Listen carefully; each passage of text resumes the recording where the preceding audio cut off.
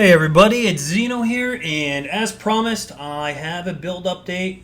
I'm almost done with the build. There's very few things I have left to do. The build we're playing right now is Facebreaker Ice Crash. Now, at first, the first question that comes to mind is why Ice Crash over Cyclone? And the main reason I wanted to go Ice Crash is one, it's new, and two, Cyclone is very weapon range dependent.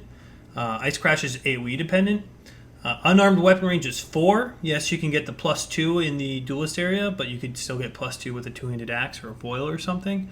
So I wanted to try out Ice Crash. I haven't done it yet with Facebreakers. And then the weapon range, not really a big fan of Cyclone where you lose control of your character when you're moving, but Cyclone is still a very good skill and completely viable with Facebreakers. The first thing I want to talk about is I'm using Abyssus.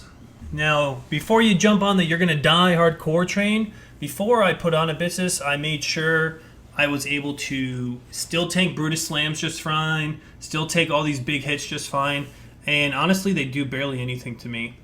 And the reason for that is I have 27k Armour. I have 27k Armour in this build with Determination. With a Granite, I'm sitting at 52k, and then I'm sitting at 58k when my cast when damage taken Molten Shell procs. I have cast when damage taken, a well 19 one.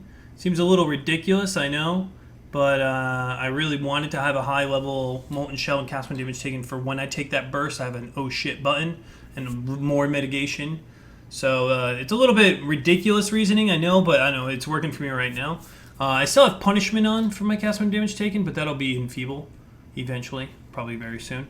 I farmed the Celestial Justicar. I actually bought it, so I farmed in maps, bought all 6 cards. Ta-da!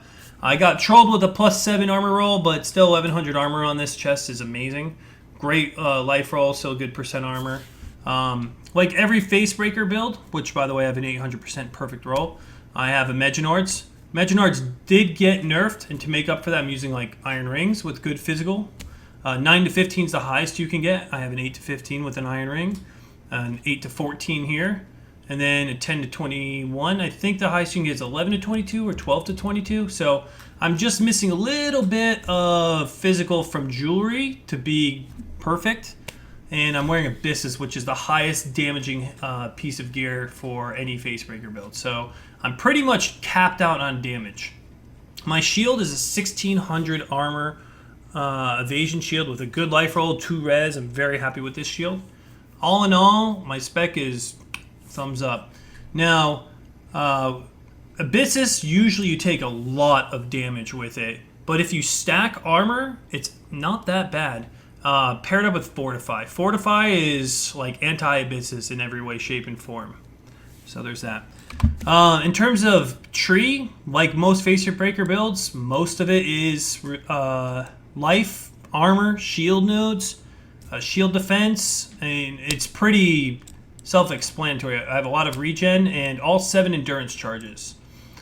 I picked up Unyielding in case I do get crit by a slam. A little bit less damage taken from a crit is very important. And I have anywhere I can get efficient life with armor or something, I got. In regards to jewels, currently I have only 2 slots, but I have Malicious Intent, which gives me an added fire type effect, but as chaos damage. It's 30% of your physical damage is added as chaos, and it's only a 5% chance on melee kill, but when you're clearing maps, it has a very high uptime. It is not limited to 1, so that's what my third jewel will be a second Malicious Intent jewel, so that way I can have a 100% uptime on it. Let's see, I got all the shield defense down here, here. I'm debating if I want to get these or not over here, or I'm debating going into the Scion wheel. My second jewel is Martial Artistry. This is limited to 1. It gives you increased AoE when unarmed. It goes from 10 to 15% is the range. So this helps out Ice Crash, and so that way you can use Concentrated Effect. That's my 6th link. Resolute Technique is a must for Facebreaker builds because you have a 0% chance to crit with the exception of Assassin's Mark on the target, or a Diamond Shrine or Diamond Totem that you conversion trap. But long story short, you go RT on Facebreaker builds. And then my last jewel slot would be right here, unless I went to the Scion Life Wheel and picked up this guy. The only reason I would ever go to the Scion Life Wheel picked up this over here is if I spec'd out of these 4 nodes and then pathed that way. By the time I finish off the Sign Life Wheel, I'd be about level 89, 90. So I could do that. I'd get a lot more life. I only have 5,200 right now, but still pretty good. I have all the AoE and the Templar, and believe it or not, in this tree, with excluding endurance charges, there's a lot of all res. You got 12 here, you got this wheel here. For 1 point, 15 all res is good. I could take this out, you know, when I'm good to go.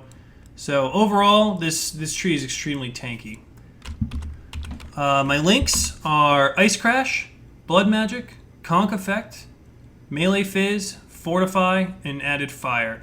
The reason I use Fortify instead of faster attacks is because this is my only skill I spam. Fortify is just too damn good to not use. Would I consider it OP? No, but if you put this on a movement ability or you put this on another skill, the chances of it falling off I think are too high, especially with me. I'm not your top tier player. I'll take any kind of tool GGG has given me and use it to my advantage. So I'd rather sacrifice a little bit of damage for a lot of defenses, especially because I'm using Abyssus.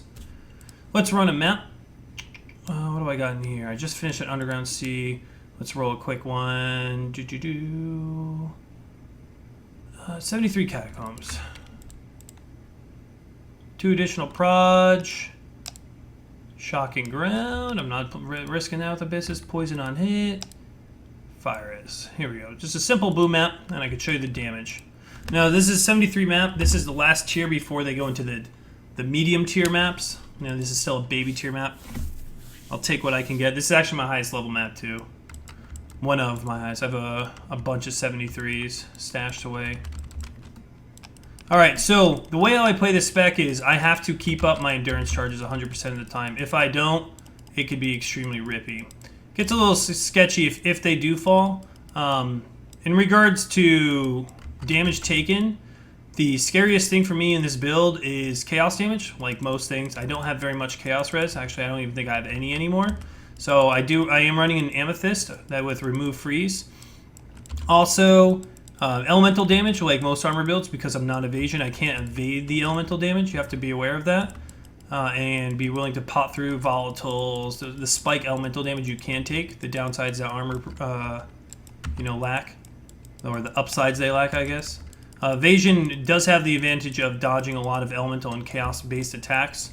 But overall, armor seems to be very popular this league because of how it works well with endurance charges and fortify. And the nerf to Immortal Call, it just seems armor is a good choice now that you can't get these 20+ second Immortal Calls that are just silly. I am using Reckoning and Riposte, so you'll see a lot of just one-shots from those.